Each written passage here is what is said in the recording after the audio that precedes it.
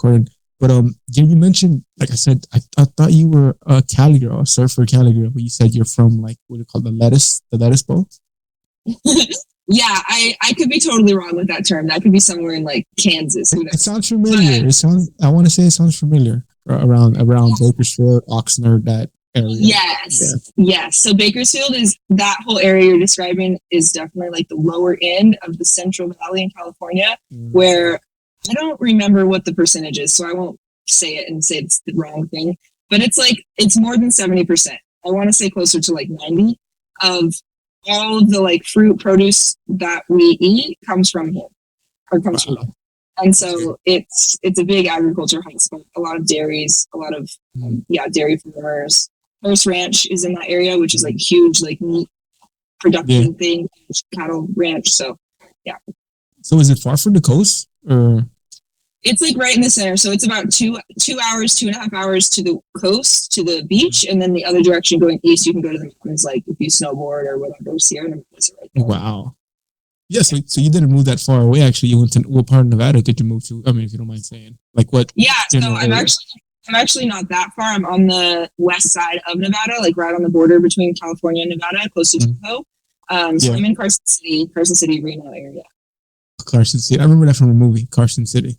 But really? I've only been to Vegas as far as Nevada goes. I've only been to Vegas, and then I went to LA recently. And that's my only experience in California. But I still have to do the more, I guess, scenic areas of California, the mountains and all that. But the thing that scares me is that they say go at your own risk because you could run into wildlife, right? It is very common to run into like a mountain lion or something like that. I definitely would not say common to see a mountain lion for sure. It's not common. Okay. Like, I just moved here 3 weeks ago or so. And before that, I was in Joshua Tree for the last 6 months. And so, do you know where that is? Like, are you familiar with that area at all? I've heard of it. What is it though? I just heard that it's I've heard of it. I've heard it in albums, I think. But what is it? So Joshua Tree it's in the Mojave Desert, and it's the high desert portion. It's like Palm Springs, Coachella, like all the hotspot area for like Coachella, Stagecoach, all these different festivals. It's that region. But Joshua Tree is the higher elevation little part of it. And it's very much a hippie, like vortex kind of a place. So people go, a lot of touristy kind of things are there. People go there for like, hippie shit. And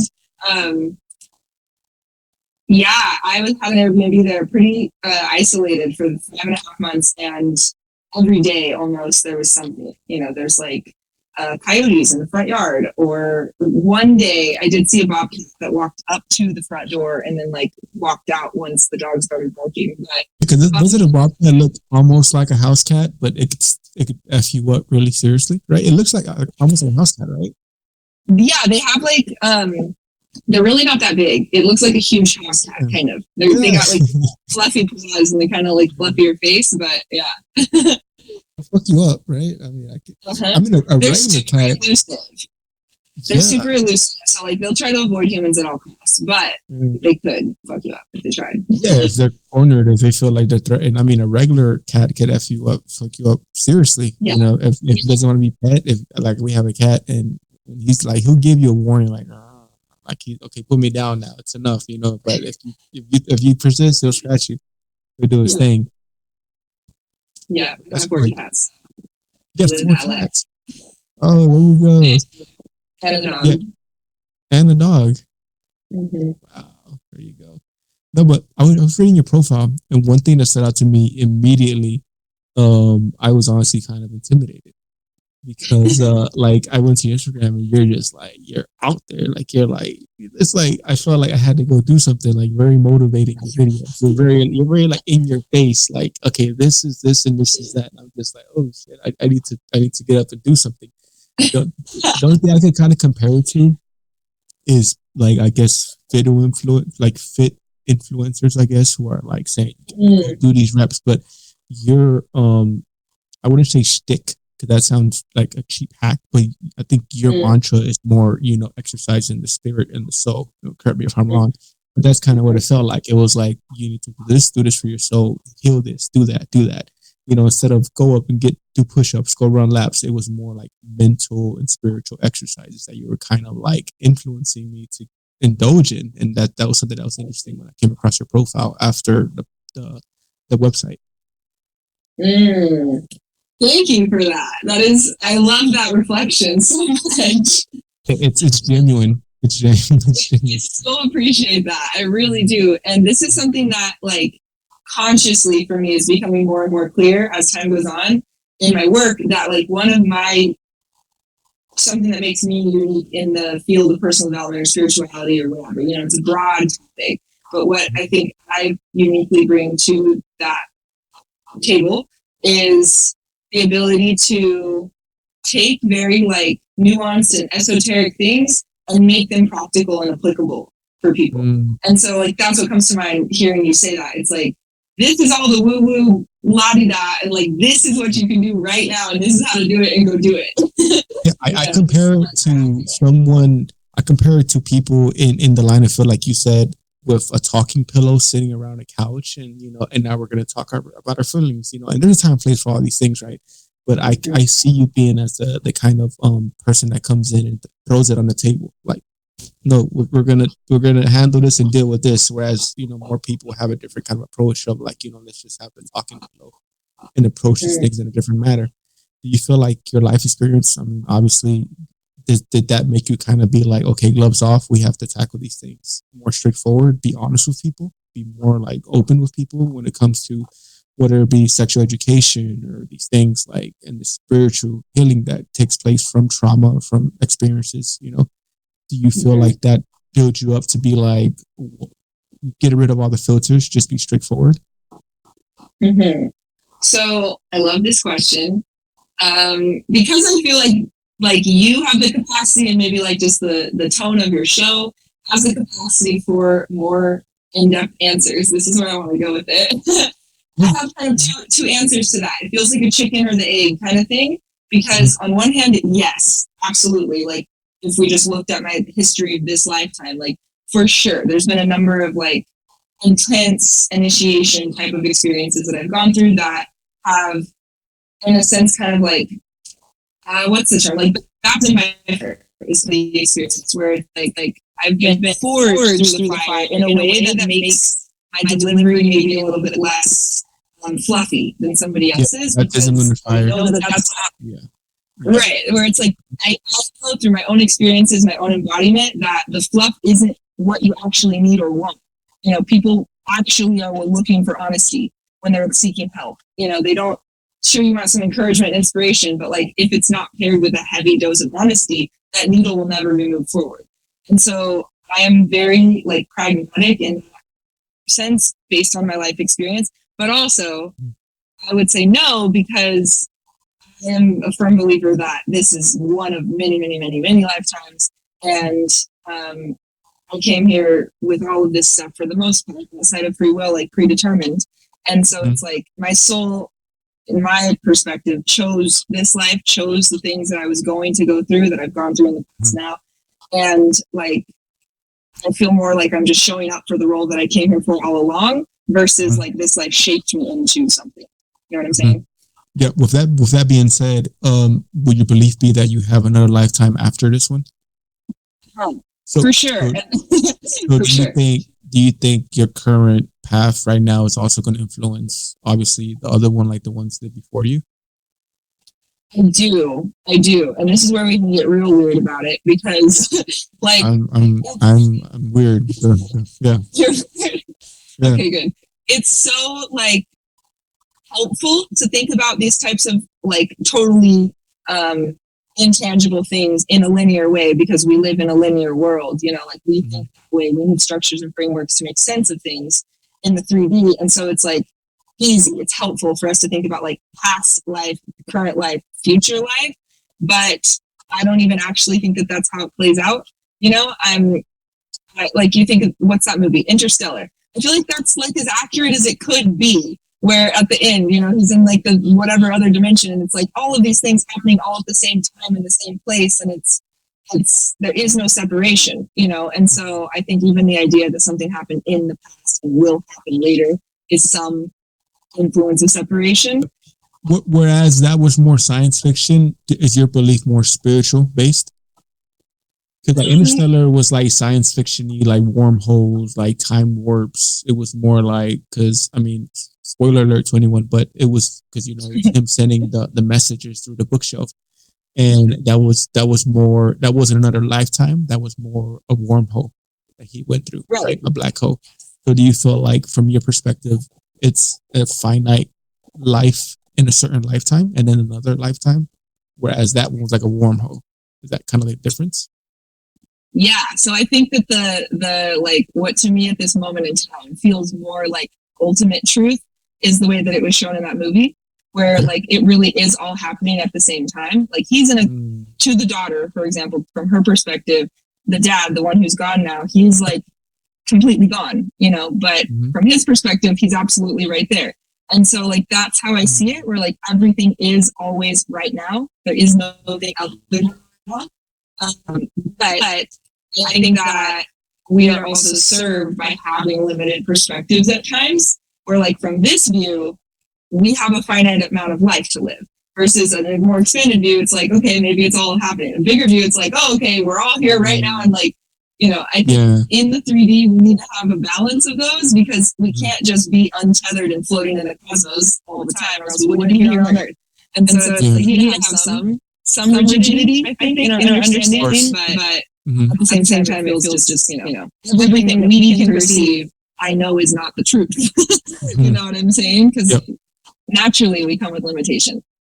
Yeah, like what overwhelms me, I guess, is the opposite. I wouldn't say belief. It's not like I have something invested in it. It's not like my belief or something, but like my understanding of what I'm kind of expecting. That sounds kind of grim, but it's kind of the opposite, because it's like every time I think about death, I think about it's eternal. Like I'm not waking up one day and that's it. And the scariest thing, but also depending on whatever, is not being aware of it, not being conscious, like an eternity of unconsciousness.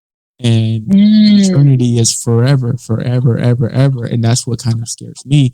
It's not that I don't believe in heaven or an afterlife. It's not that I actively don't believe in it.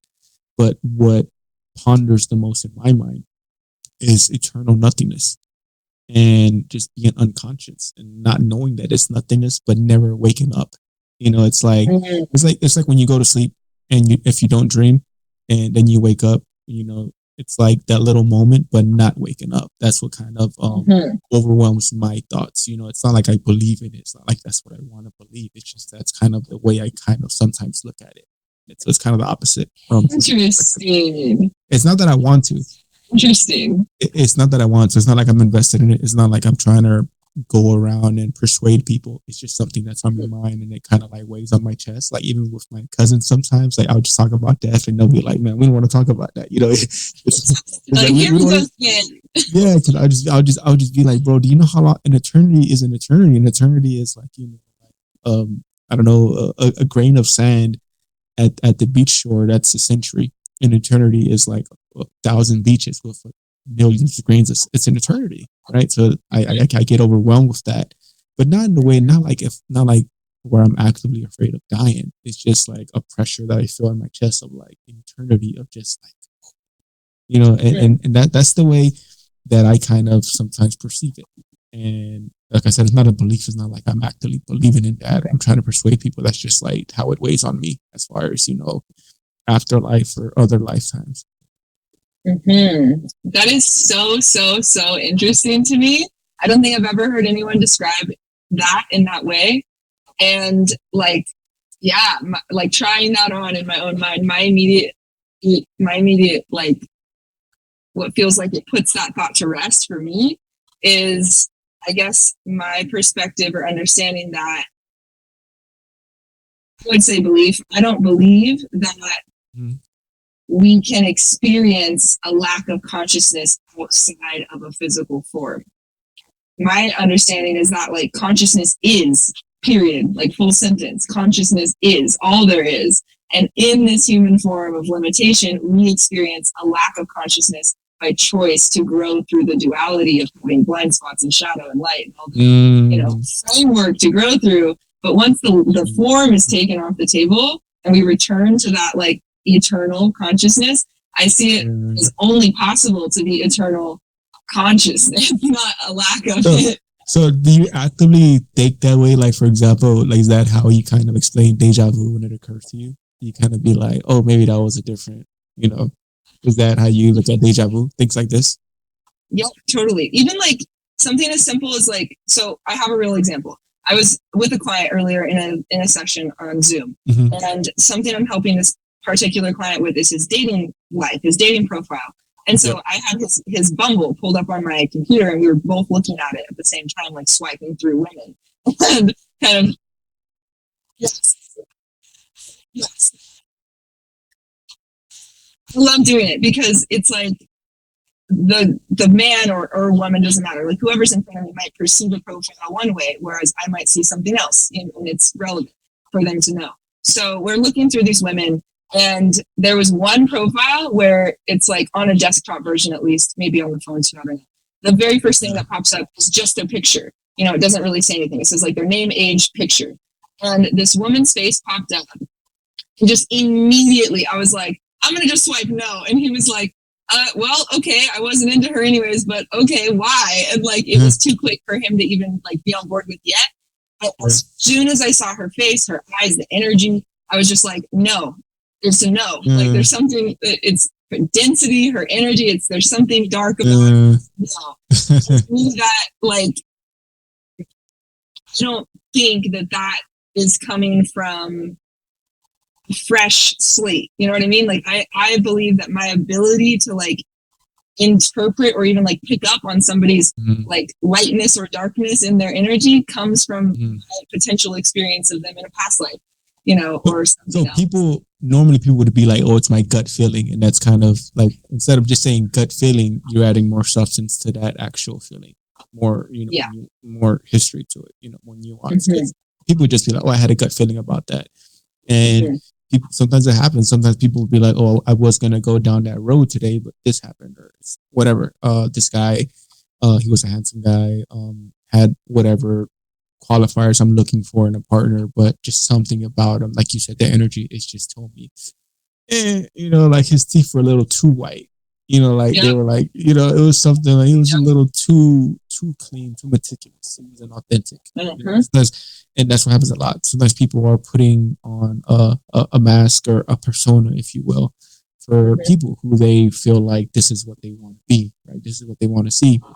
So it's cool that you said that, because it is a thought. Like, I think when people hear energy and these things, they tune out and they get, that's hippie talk. And I mean, that can be a perspective, but I think it's unfair to just throw everything out the window like that. Like, another example, from your profile that I saw, you're not pigeonholed in a single religion, or correct me if I'm wrong. I feel like you grab what you like from various things that you want to, learn more about or believe in. Would that be an accurate assessment, or delve into that if you might? Hang on. Oh yeah, okay. Pros for just 1 second. We're good. Yeah, absolutely. So the whole like culmination of how this has come to be for me, like anything to do with like those terms, God, Christ consciousness, like spirituality in general, has been a huge evolution for me. Because like starting from day one, household upbringing, childhood upbringing was like a joke, and I call it like a heathen household. Like it was like as anti-religious as it could be. I was like a hardcore, super rude atheist as a teenager. I would just like brash like as hell, tell people like, oh, you're stupid if you believe in that. Like I was just very, black and white, narrow-minded about the whole thing. And then in my early adult, like 19 to like 22, I had a handful of experiences that I consider like spiritual awakening were very difficult, that kind of forced me or inspired me or something to look for something more than what I had been comfortable with, that what I can see, touch, taste, like I felt so much loss that I had never felt before, that I was willing to like believe in something that I couldn't see if it helped me through that grieving process or through that like understanding of what the fuck, like how I wanted to deepen my understanding of things. And then as time has gone on, it's led me into, I joke with my friends, I'm like, you know how like taboo my past is. And it's like, as time goes on, people have all these assumptions. Like I worked in a strip club for 3 years, a long time ago. For the record, I do not condone the sex industry in any fashion at all. So that's just, disclaimer. But in the past, when I was in that industry, before I, had my awakening and healed my way out of it, people know that about me, or they learn that, and then they have assumptions. They're like, oh, well, then you must be fine being naked in front of anybody, or whatever. Yeah. They think that it means that I have a certain attitude towards sex or life or whatever. Mm-hmm. But as time goes on, I feel like more and more in the opposite direction. I'm like turning into a Puritan kind of, where like my connection with spirit, with God, with creation, whatever you want to call it, and my personal interest in learning about how those like ineffable, like impossible to actually comprehend things have been manipulated and used and abused for different reasons. Maybe the intention was pure to begin with, but like for control or power or money or whatever, through all these different forms of controlled and organized religions, like my interest in all of it has grown so much. And it's because my relationship with that, like the raw essence of what God is so important to my life. And it's only gotten more and more important. And so naturally wanting myself to be able to communicate all of that wisdom or benefit or whatever, I have personally felt interested to learn about like the ways that most people are often introduced to God in their lives, because I see the distortion in it, and so it's not about like, oh, Catholicism is bad or being a Mormon is wrong. Like it's not about that. But it's like I am very passionate about helping people connect with the truth from their own truth versus like through something that they were given externally and then now they believe. Yeah. Yeah, because to me the difficult thing was always growing up, like I said, I was also similar, probably not as hardcore, but I was also like anti-religion, I guess you would say. And the thing that always got to me was that you're putting all your eggs in a basket as far as being right or being this religion being the right one, but you were just born into it. So so if your parents, like for example, I have plenty of friends that their parents were Christians, and then when they were born, they were Catholics. So like if you would have been born 3 years later or earlier, you would have been a Christian. So that would have been your whole truth. It would have been based on whatever church your parents went to. And that's something I always kind of found difficult. But obviously religion, it's about the connection that one has with God. The structure and the facilitation that happens through a certain religion, that obviously there's community there. That's community. It's a beautiful thing. But I think sometimes people get pigeonholed into this is my tribe, whatever religion, etc. This is my tribe and we're right and they're wrong over there. And I think that's where I, as a teenager, always saw the bad part in religion, I guess. Now I'm more mature about it. But that's something that from yours, like for example, I saw like you're mentioning God and you're also mentioning being into Buddhism and upon other things too, which is cool. I think that's the way it should be. You should look, into different avenues to explore one's spirituality. Yeah, I completely agree. And like not now, because my understanding of things feels so like anchored into my being and who I am. But maybe four-ish years ago, like closer to the beginning of what I really consider my awakening, I was just in a deep exploration phase. I mean, I still am and always will be probably, but it's like, I'm really getting clarity. We're always learning. Yeah. Yep. Yeah. I didn't have anything that felt very solid in my belief system. I just had ideas and like nothing that I could like articulate with confidence. And so I was always looking for things and I'd have ahas and breakthroughs and whatever. And I had this recurring thought of like, why doesn't something exist like this? Like, why is there not like a church for this kind of thing? Like, this now in hindsight, I can recognize it, which maybe was the seed of all religion, a desire for community. Like you said, a desire for the ability to connect with other human beings who are, sharing this connection with something bigger. And so I think the intention with just that is great. But every time I came to the same conclusion when I thought it through hard enough, and now it's just like a duh kind of statement to me, that anytime ever that the essence of life, God, creation, universe, source, spirit, whatever you want to call it, is tried to put into something measurable like a church, it is automatically distorted, period. Doesn't matter how pure the intention is, because it's something that cannot be harnessed, cannot truly be perceived. Yeah. It can just be known and built a relationship with and trusted. That's the whole idea of faith, because if it was something you could really wrap your head around, you wouldn't need much faith, you know? Yep. And so it's like anytime it's tried to be made structured or organized in any fashion, I think it gets diluted and distorted and something that is no longer the true essence of God. And so, yeah. You know, I mean, humans are corruptible. So, like, it sucks because sometimes, too, it's a bad experience that someone has with a certain, figure in the church, and, that makes them turn away from religion altogether. Like, people have traumatic stories, but I have a more funny story. Obviously, in the moment, it wasn't funny. But one of someone close to me, one of my cousins, actually, what made him leave the church was because the priest basically called him an idiot. Which isn't cool. Isn't cool to call a kid an idiot, but I mean, priests have done worse things to kids, so I think that off lucky. So he called him an idiot. He called him an idiot. He reprimanded him. It was like a Catholic school, like Sunday school, and because of that, my cousin never went back to church. He said, "Man, that guy felt like an asshole." And I get it. When you're a kid, people hurt your feelings or whatever. But that's a mild example of how people can lose their faith, or because a certain figure at that church, a person of status, at that church, was an asshole, or was worse than that. Did something to them, and that's where I see that it's pretty fallible when it comes to religion, and I think that's the tricky part of navigating it. But I really like the way you're going with it. I really like that, and it's awesome because, like you said, you're going towards a Puritan route, but you said it in a jokingly way. But it is funny because there are certain religions that wouldn't let you have like the image of Buddha in your house, or Tibetan philosophy relics or anything like, because that would be seen as sacrilege.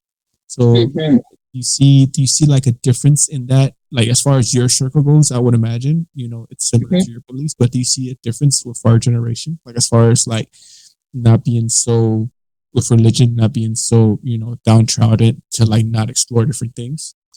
I kind of see it, but I was kind of wondering your perspective. Yeah, I mean, just from the most general, like, assessment of our generation and younger ones coming, it's like we have so much more access to everything, and so it's like, in general, that, I guess it's arguable, makes us less controllable or more controllable. But if we can, pick the less controllable perspective, then it's like, if a kid has Google starting at 6 years old or whatever it is, in most households, then they're going to be more opportunistic, I would guess, around asking the questions they have. Because like every client I've ever worked with, and many of my clients are like middle-aged, 50s-ish, like 40s, 50s. Those are like, they're my favorite people to work with. Because at that point in time, they're like, okay, I'm done fucking around. Like, I'm ready to change. And so I like working with those people. But a lot of them have had very strict upbringings of different sorts: Catholic, Mormon, Christian for sure, just different upbringings that were more rigid. And they can tell me, when we go through different childhood things and we're working on their healing from the past, they tell me all at some point that at this point or that point they questioned XYZ, and then somehow that was like muffled or put away in a corner, or like not allowed, or they just put it in the back of their mind themselves because of something they witnessed or whatever, and now I feel like the natural curiosity that will arise in children being told something is true, and then they're like, but why? Kids the natural questioning is something that has a lot more space now in our generation and coming generations than it ever has. And so I imagine there's a lot more diversity to come, and a lot more critical thinking, hopefully, because people have access to it. Yeah, like obviously you're always gonna have your pockets of people who are, born into it, hardcore. whatever it may be, Muslim, Christian, whatever. But obviously you have pockets of that. But like, I agree with you. I think for the majority of people of our generation, I'm lumping myself in there with you because I think I'm might older than you, but I'm still trying to cling on to the generation, right? But yeah, I think it's something there. There's something there with that, and I've seen it with people close to me. People close to me, they've had awakening moments where they become Christian or Catholic, and it's a bit intense at first. They become very not the same person they were. Not laughing as much at improper or dirty jokes, kind of just like a little chuckle. But then after a while, I feel like they kind of mellow out, and they'd be like, "It's okay. I can still have my faith and still, kick the shit." And I feel like that's kind of what happens. I see with a lot of people. They'll go to church, and good for them, but then they'll feel like they have to be very, almost like the parent in the room, right? Like they have to be the parent. But then after a while, they kind of mellow out, and it's like it's a bit more like not as much as before, like the person I knew before, but closer to that than before. Mm-hmm. Yeah, totally. And I agree with you.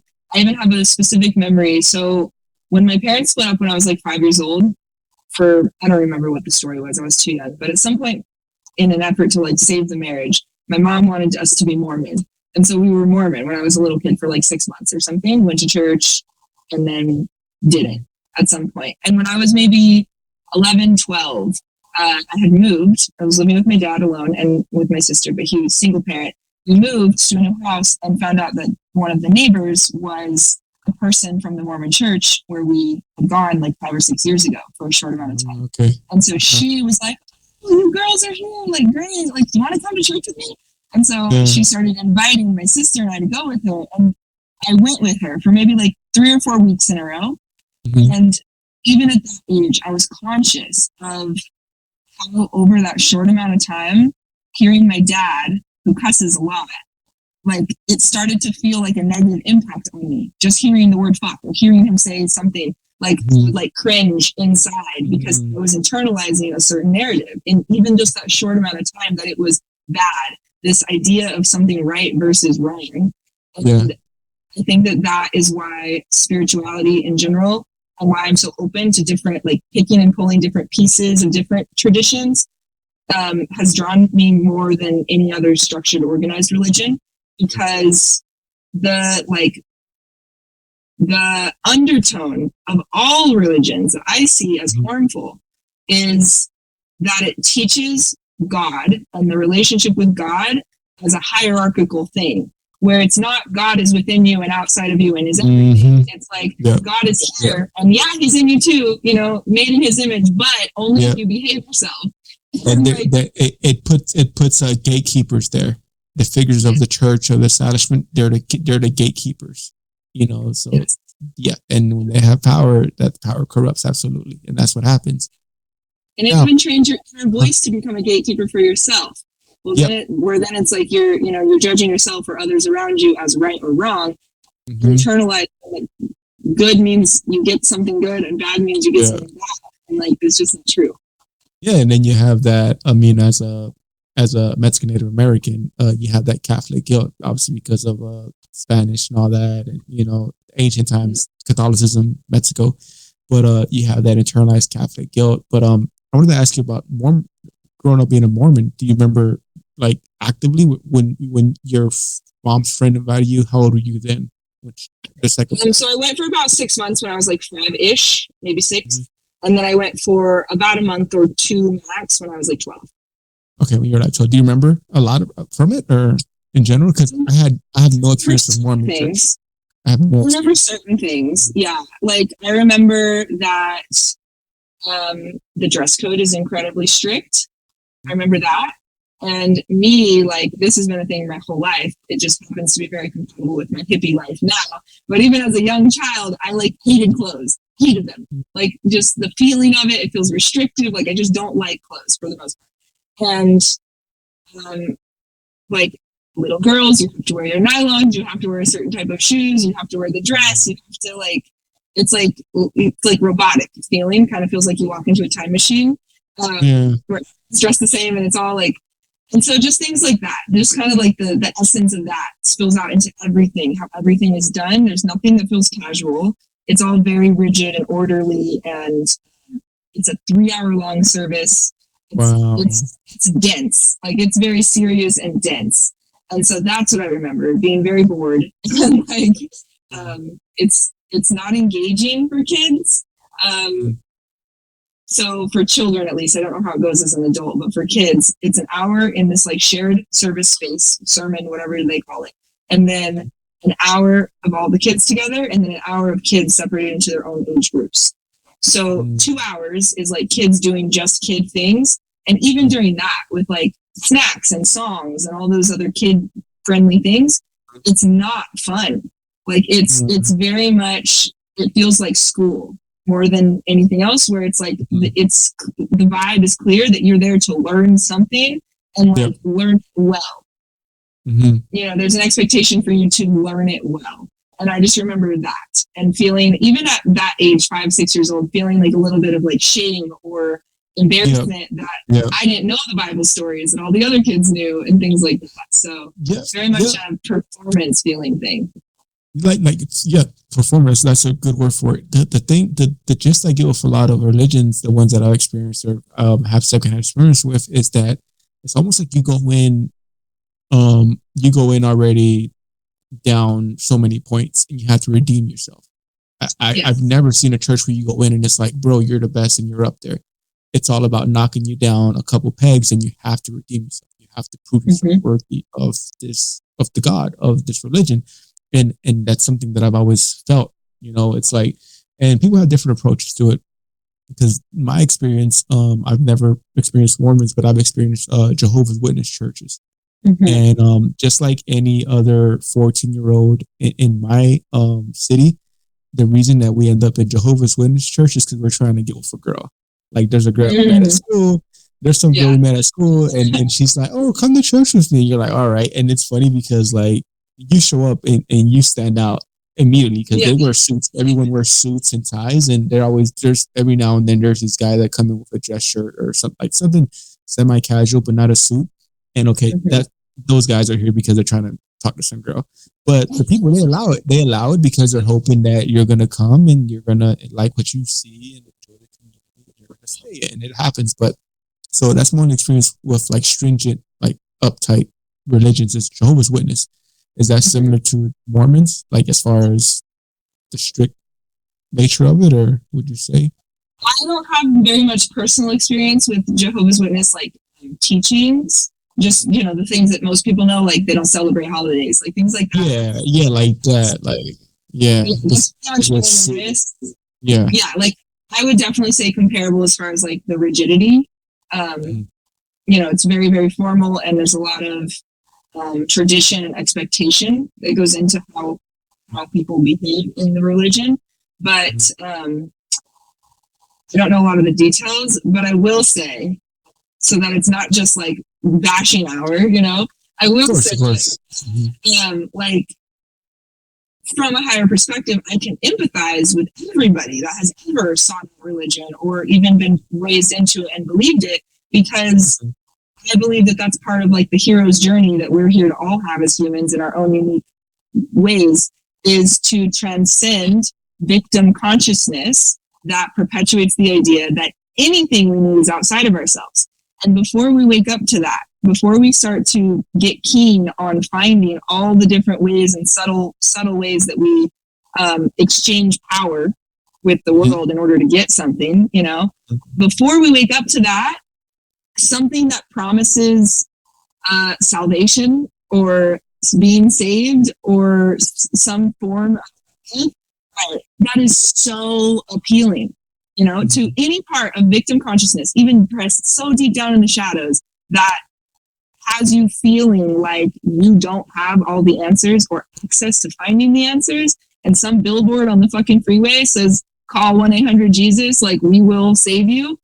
Of course that looks appealing, you know? So like I have so much empathy for the people who have been in any sort of religious, like, I I don't want to say brainwashing, that's biased. Like, you know, any sort of indoctrination, they've put themselves in that position because they're looking for something good. You know, I think at the end of the day, everybody is always doing something for the most pure motivation to be loved, to be, you know, connected the way that our souls all were before we came into this human form.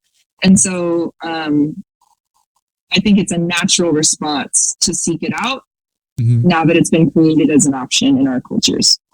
Yeah, and to be fair, the people that are actively involved in their church and inviting other people, it's not like they're inviting them to a cult. It's not like they're trying to brainwash them. They believe that there's salvation there. So why wouldn't I want my best friend to be saved too? Why wouldn't I want my best friend to feel this connection with Jesus or whoever it may be?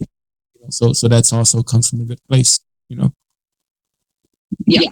I think if any, very, very, very few, like a super low percentage of people who identify as religious are consciously aware of the harms that can come from it. You know, I think if you're in that boat, it's because you think it's a good boat. And I think that there's something like admirable and altruistic about that, even if the more awake and aware reality is contradictory. Yeah. Like, I mean, from my perspective, obviously you can't put all Mexicans in one religion, but for the most part, the majority, I think, are Catholics. And that's because I think the Catholic religion, as far as what it is now in present day, that's the one that they can tolerate the most because it's very minimal. It's very minimal. You go to church, you know, once a week, if anything. And then you can still drink, you can still enjoy your party, and you can still do all these things for the most part. And then if you do slip up, you just have a confession and you start over. So that's the one that I feel Mexicans can tolerate. And you don't really have to like study your material. You really don't. And that's the difference I saw when going to a Christian church for the same reason, being 17 this time and going for another girl to a Christian church. That's the first thing I saw when you went to the Christian. I was like, I respected it because they actually knew their shit. You know, they knew the Bible, they knew verses, and like they knew it. And to me, it was very like art of warish. Like, you know your stuff. You know what you're gonna do. You know, and from the Catholic Church, I went back to the Catholic Church looking like, man, we're kind of lazy. Like we don't do that. You know, we just show up, yawn, and still probably hungover, half asleep, and someone goes up and reads the scripture for today, and we get up, we get down, we do the calisthenics, you know, and we're out. You know, we do this and we're out of there and we're saved, and we go to enjoy our Sunday meal or drink or whatever. And that's something that I feel like, I mean, look at the way that religion arrived in Latin America, right? It was forced on them, you know, through colonization. So obviously, it was something where it was like, okay, it was a middle ground. Okay, we'll do the minimum, and okay, all right, we'll do the gestures, and that's kind of how I see it now. But when I was younger, I was actively anti-Catholic, actively this and that. Like you said, I was actively, oh, F y'all, F y'all. But that's something that I feel like with time I've kind of mellowed out, and you know, because no one has all the answers. So who am I to go and mock people for trying to find a way that speaks to them? So like that's why when you said earlier you're gonna get weird, you know, by all means get weird. To me, there's no weird, there's no right or wrong really. So like that's something that by all means. But something else to your point earlier that you mentioned, because you touched on it, and it's funny because I also said that I didn't want to go down the regular rabbit hole of asking you about your past, but I mean you mentioned it, so we can talk about it now. You might kind of delve into that, into your profile punchline, if you will, because when you go to your profile, that's the first thing you see. That's the first thing that pops out. You know, it's something that you actively, you know, talk about to bring awareness to it. I would imagine. Can you speak on that a little bit, as far as, you know, your experience in that lifestyle?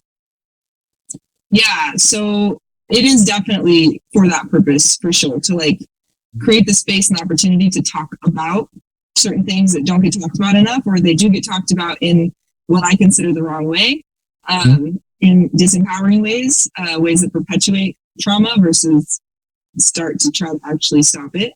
And so to stop being so elusive when you say my past, I worked in the sex industry for almost 8 years, starting at 16.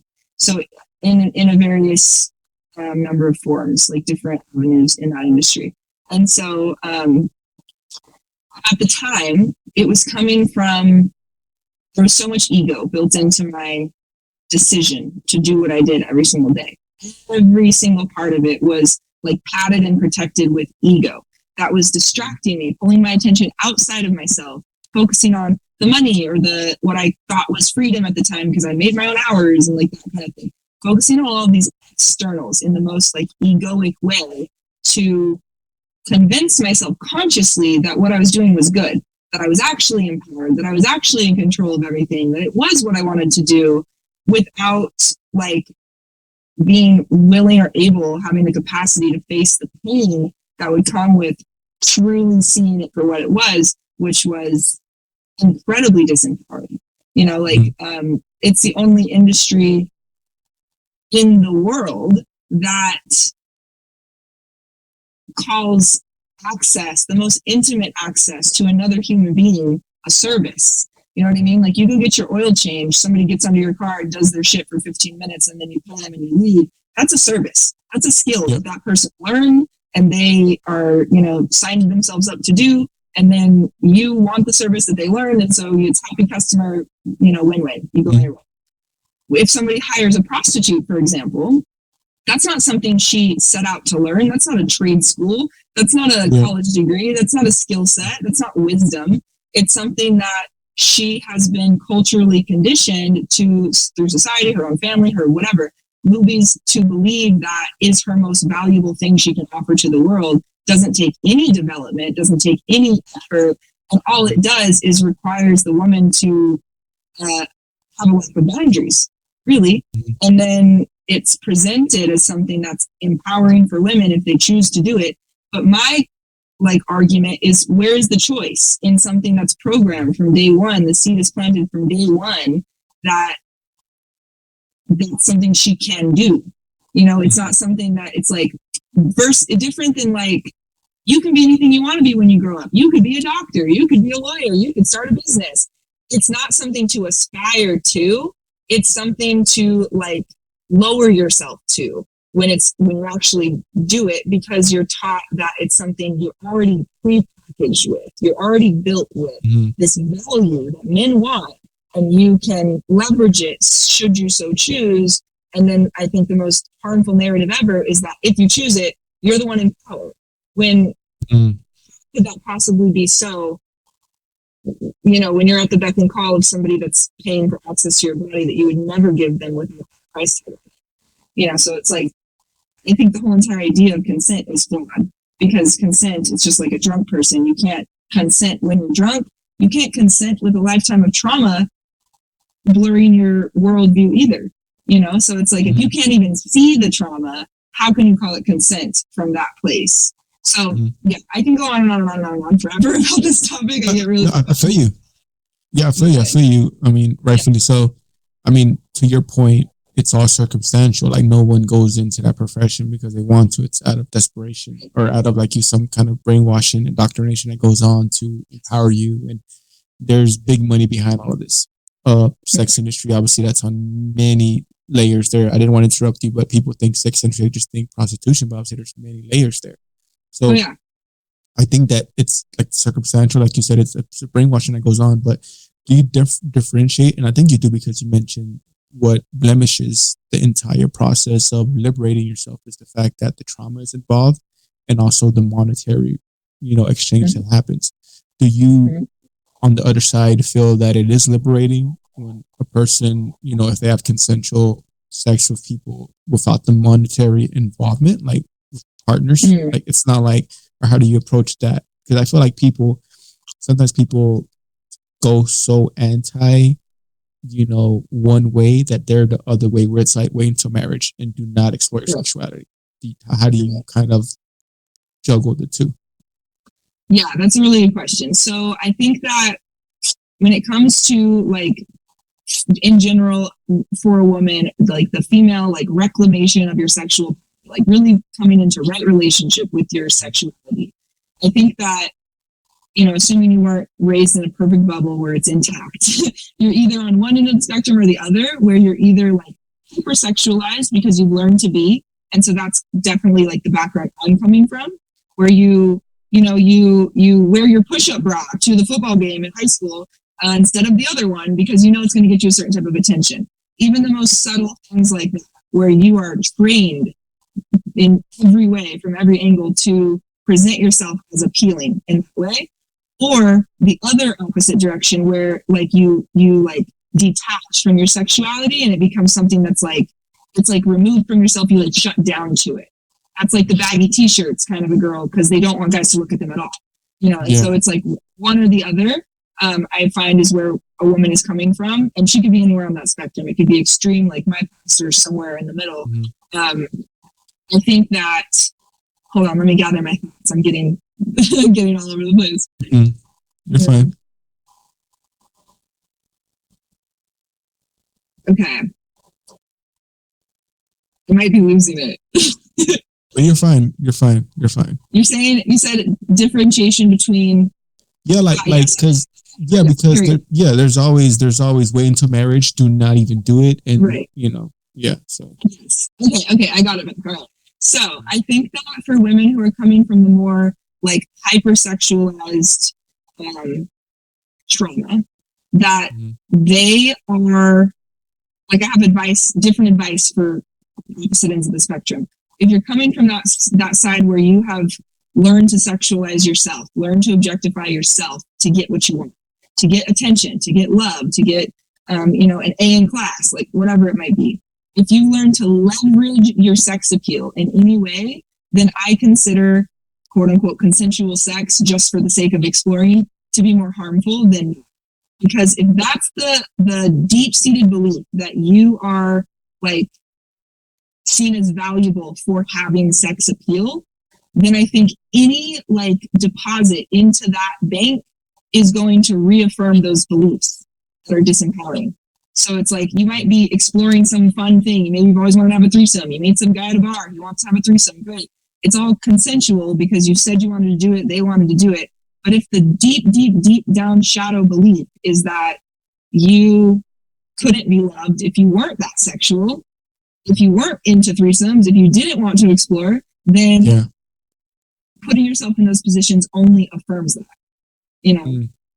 But I think the opposite for the opposite side, where if it's a woman who has been very disconnected from her sexuality, I think that there is a very fine line, like a certain small window of empowerment that a woman needs to go through to, like I've heard women, I don't use this word, but I've heard women call it like their hoe phase or their slut phase or whatever, where they, for the first time in their lives, are allowing themselves to be sexual.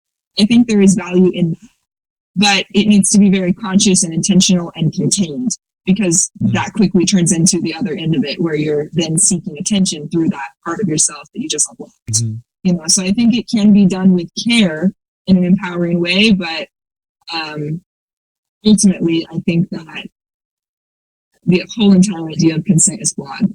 Really.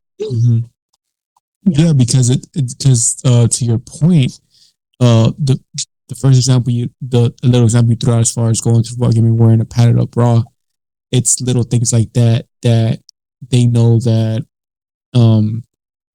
obviously, hopefully, as a teenager at a high school game, they're not thinking in a sexual way, but they know at the very least the men are going to treat them better. There was a sitcom, you might not know it, Smart Guy, from back in the day. No, it was a sitcom, and the sister of the main character, she was debating whether or not to get a boob job, and she kept trying to go to auditions for a play, and she would never get the part. And then one day she started wearing this padded up bra, and she started getting attention from all of the guys. Everyone was being so nice to her. They were tripping over stairs to give her drinks, giving her the main part, saying she didn't have to read just because of she didn't get the boob job, but she got the padded in. And the end of the show is her saying that she didn't like that people treated her different, right? Because of that, they started not appreciating her actual passion and drive to the part, because she was good. She did her role, and she practiced all night to read the lines. And when it came time to read them, she didn't have to, but she wanted to. She wanted to earn the role. And obviously that's a show, so it's a Disney show. But even back in sitcoms always have little nuggets of like little life lessons in there for you. But that's something that immediately came to mind when you brought that up, as far as like, is it consent? if you know that this guy, like, because there's always those pressures. The cliche is the high school boyfriend that wants to have sex with his girlfriend and she's not ready yet. And the whole I love you, don't you love me? You know, like that's what love is. So that's not consent though. It's like it is because she's like, okay, finally, okay, you've been badgering me. Okay, at prom night, we'll do it. You know, get a cliche. We'll do it at prom night. That's not actual consent because you're beating her down and it's like it's something that I think luckily, hopefully, fortunately, I'm hopeful that now we're seeing it more because there was a movie and I'm gonna I'm good at referencing movies, but there was a movie where this guy, he was being accused of raping this girl, and he said she just needed a little convincing. That's all it was, and like he didn't actually rape her, but he badgered her. She needed convincing, and universally in the theater. And also, whoever I watched it with, whenever I watched it with someone, there was always an eye roll and like like at that line. So that's good. I think we're in a good direction, you know, because it was a universal disgust at that line of she needed convincing, like, you know. So that it was like an ick that goes through the spine when you hear that, and I think that's a good thing because like back in the day, it would be something that you have to chase the rabbit to get the tail.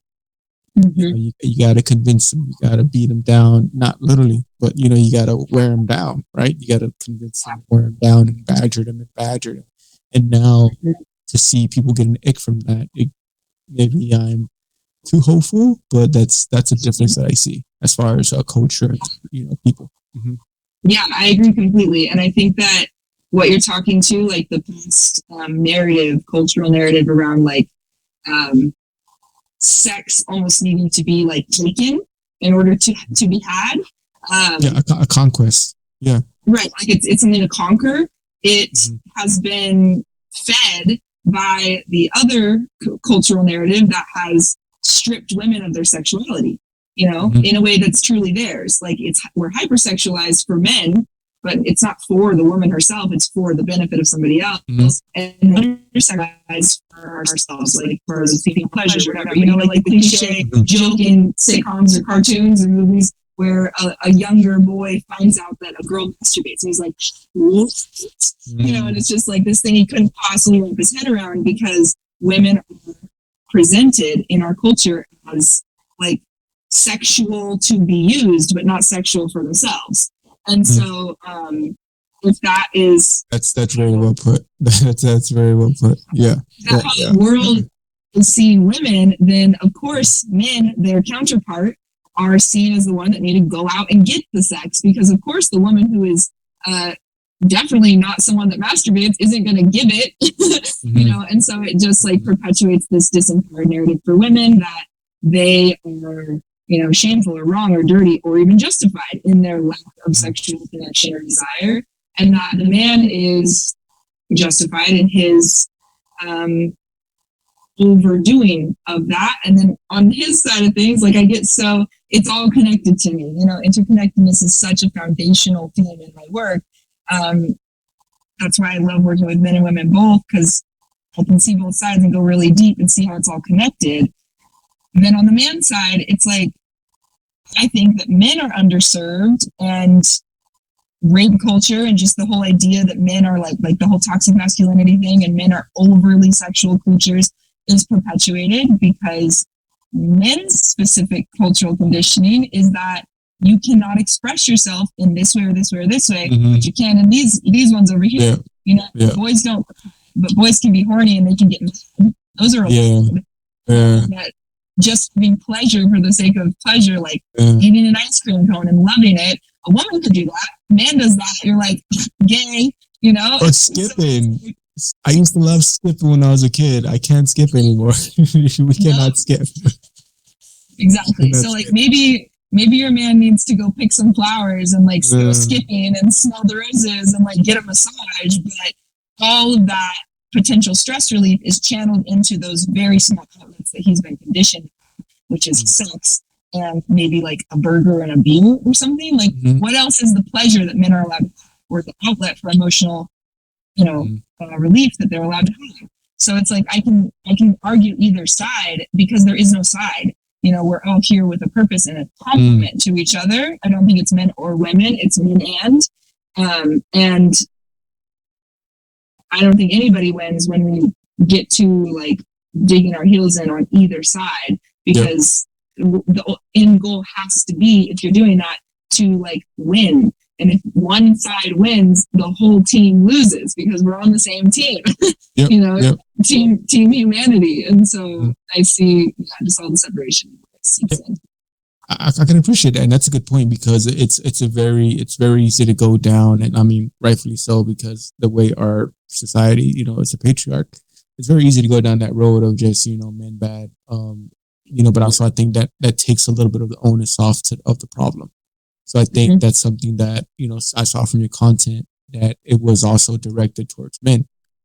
Sexual health, sexual pleasures, listening to your sexual pleasures, being transparent about these things and being open about exploring your own sexual desires with your partner, and not being in that pigeonhole where a guy can't express, this or that. A guy can't be vulnerable about this and that. A guy can't, the girl made a joke about me not lasting long enough to a friend, and that made me feel like shit. Guys don't usually express that to no one, because even they can't say that to their friends either. Their friends would also be like, yeah, you're kind of trash, So it's like you can't express that to anyone, but you just have to kind of take it and just kind of laugh it off, and that's how it is. So that's something that your content, do you feel like it's also directed, like, not to put yourself in one lane, but do you feel like with your content, is there one side you kind of end up speaking to a bit more? Whether it be men or women in the heterosexual sense, men or women, or is it just like, is that something you don't actively set out to do? Does it just kind of happen? It's definitely something I don't actively set out to do. Like, I go through phases, I've noticed, where sometimes I'm just like team men and sometimes I'm like team women, and like the content that's coming through me is more directed to one or the other. But I think that kind of like wave that it goes through is all purposeful too, because I always circle back and it's always tied together with the other side, because I think without that it's incomplete and it doesn't actually serve people in the grandest scheme of things, because like, there's a place for men's work, there's a place for women's work, but if they're always only exclusive, then what's the end goal? For men to be on team men and women to be on team women, that's still separation.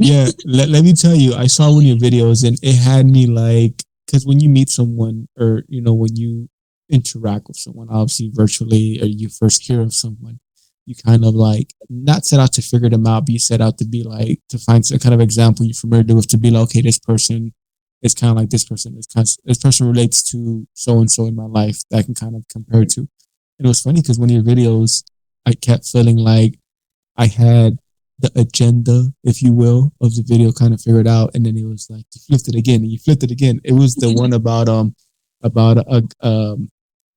fellas, are you tired of your woman like nagging you, right? And I was like, oh, she's about to say, oh, tough shit, get up and improve, right? Work on these things that she wants to work on, you dumb man. Fix the problem then if you don't want to hear about it. I thought you were going down that road. It would have been, okay, fair enough. I'm okay, that's cool. It's your page. It's whatever you want to do. But then you flipped it. You're like, actually, no, you got to think about, she's doing this because there's other stressors. And when you stop receiving and reciprocating that energy, she's going to be more frustrated. And you could probably actually get to the crux of the argument instead of, just climbing up or whatever hasn't been working. There's a way to fix this. And that was funny because your video, like I said, it kept like, I was like, okay, wait, where is she? And like you said, it's funny because you said you're team humanity, and it's like, okay, she's team humanity. That makes sense now. Yeah. I appreciate that reflection, because that's the point. Because as a complete outsider looking in, doing research for our podcast, that was my genuine reaction. It's like, okay, okay, and then it's like, oh, all right, okay, I got you. All right, cool.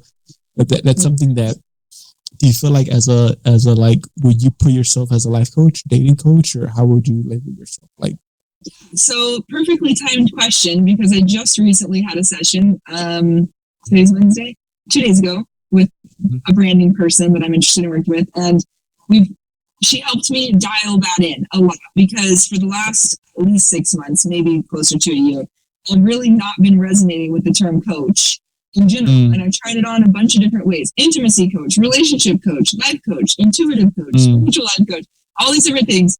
And it just doesn't feel completely true. It doesn't land, because the actual work that I do with my clients and like where it's all coming from in me is so much more than what coaching is. It's, it's therapy. I'm a somatic attachment therapist as well. So like it's therapy, but it's also so much more than that. It's mystical. It's like esoteric. It's really good intuitive. word. Thank you. I'm an intuitive guide for these people in a way that's like, I'm a somatic healer. I don't say therapist because I feel like that puts me in a box. Like people are like, oh, do you take insurance? What state are you in? And I'm like, no, I don't want any of that red tape. So I'm a somatic healer. I focus on healing from the body. And I'm a Tantra teacher. I'm trained. I'm a practitioner of a specific lineage of Tibetan Buddhist Tantra. And then, can you talk about that a little bit? Because I saw that and I didn't know what that was, and I wanted to ask you. Yes, definitely.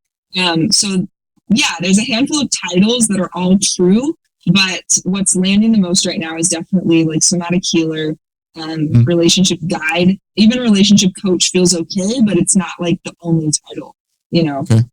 If coach makes it more clear to somebody what it is that I do, then fine. But like you're going to get more than what you get if you're looking for a coach, when you work with me. So yeah, the depth is definitely deeper than the coaching industry.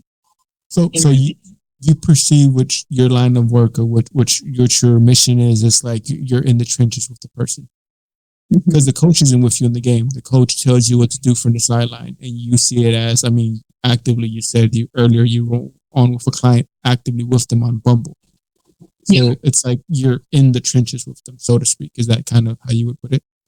Yes, absolutely. And that's like a super surface level, like easy example is like doing the dating profile thing with them. But it could also be something as deep as like, so I'm a Tantra practitioner. This is what I've studied for the last 3.5 years. And I am trained in hands-on sexual healing, body work. So like yoni massage, lingam massage. Lingam is like it's a Sanskrit term for penis. And that's similar to yoni. So yoni is more mainstream now. Yoni actually translates to sacred space. And so like yoni means like, vagina isn't actually the whole thing. Vagina is like a part of the whole thing. And so yoni encompasses the whole thing. So it's a better word. Yep. So yoni means sacred space, and lingam in Sanskrit means wand of light. And so it's just more of like a beautiful term, more of a traditional term in Tantra lineages. And so lingam massage, yoni massage are both things that I'm trained in and that I offer for specific clients, for like deep shamanic, like somatic healing through their sex in an energy, involving a whole bunch of energy work as well. And so that's one version of how my Tantra shows up. But Tantra in general, to circle back to that question, Tantra, the word Tantra means to weave. And specific to weave. Okay. Like weave a basket. Yep. And the specific lineage that I study, which is a lineage of Tibetan Buddhist Tantra, it directly means to weave sound and form with light, or light and form with sound. And so in general, what Tantra means to me is it's a spiritual science. So it is kind of both. There's like one foot in both worlds. It is very mystical and esoteric, and it's also very, very grounded in like energetics and science that can be measured. And so it's both, and it can be dated back all the way back to like 17,000 years ago is really the origins of the very first lineages of Tantra. And I see it as one of many pathways to enlightenment, to ascension, healing, whatever you want to call it, because it promotes the weaving together of everything. It promotes your ultimate integration of your mind, your body, your emotions, your spirit, your sex, your relationship to nature, your relationship to your partners, your relationship with yourself, to God. Like everything is connected through a tantric lens. And I personally believe that everything is connected in truth, in reality. And so I think Tantra, just for me at least, has been a very compatible modality or pathway, because it gives me tools to help people integrate their own wholeness in their own lives. And so that's how I use it. It's not inherently sexual, but it can be. There are sexual components to Tantra. And so I work with it in both ways. Okay. So on a surface level, what I kind of get from it, are you trying to live in harmony with the nature and everything that encompasses the body, the connection there? Is it something where, like, is there meditation involved where you're actively trying to remain in harmony with everything around you, or is that kind of the gist of what I'm getting from it? Mm-hmm.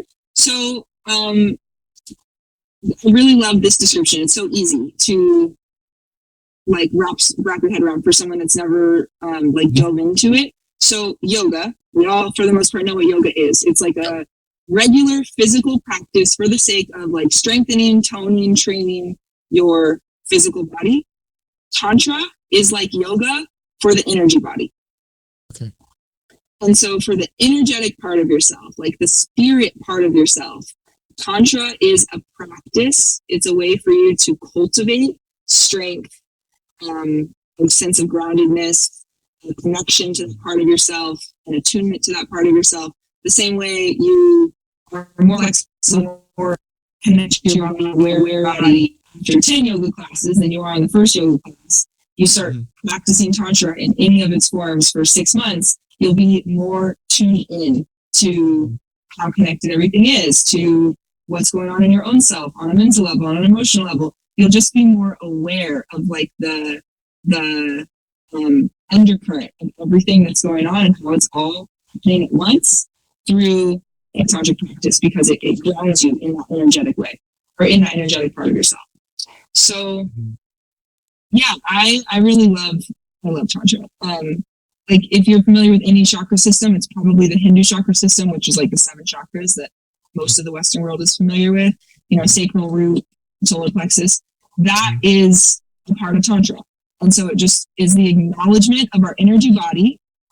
It recognizes that we have an energy body that is superior, not as in better than, but like first to our physical. Meaning anything that you experience as illness or wellness is going to manifest energetically first. And so Tantra is a way to like strengthen, tone, and heal your energetics so that the physical manifestation of that is what you want it to be. Okay. Yeah, I believe in a very minuscule, naive. I'm naive to what you're saying. I've never heard of it. You're speaking Arabic to me. I think in a very basic way for me to kind of wrap my head around it, that I can relate to in my own personal life. It's similar. I would kind of relate it to me stopping and taking 5 deep breaths. You know, trying to just get that calm. You know, when something is happening, kind of just stopping and just kind of trying to reconnect and recalibrate my body and my soul. So I think there's a lot of credence to what you're saying. From my perspective, like I said, I don't know it at all, but immediately I see similar things. You know, as far as breathing techniques, and obviously that's not to narrow down what you're saying to just breathing. Obviously, I wouldn't do that. I don't know enough of it to even go down that road. But immediately, I think it's very effective in that sense, because I know that breathing helps a lot for stressful situations. And so obviously doing things like that with even more focus, you know, on the Tantra, it could be very beneficial for the mind, body, and soul, I think. Yeah, absolutely. Even just the recognition of those things, you know, mind, body, and soul, all in one is, I think, healing in itself. So thank you for your time, man. It was really enlightening, and I'm definitely gonna look into some things, and I'm gonna follow you on Instagram, because I really liked how it wrapped my head around. Like, you know, when you meet someone or when you come across someone, you're trying to figure them out, quote unquote. And it was definitely something that I haven't been surprised like that in a very long time. So appreciate you for your time. So much. Yeah, thank you so much. We'll leave it there and we'll be in touch. Thank you. All right. This is so refreshing. Yeah. Yeah, this was such a refreshing conversation. Thank you so much for having me. No worries.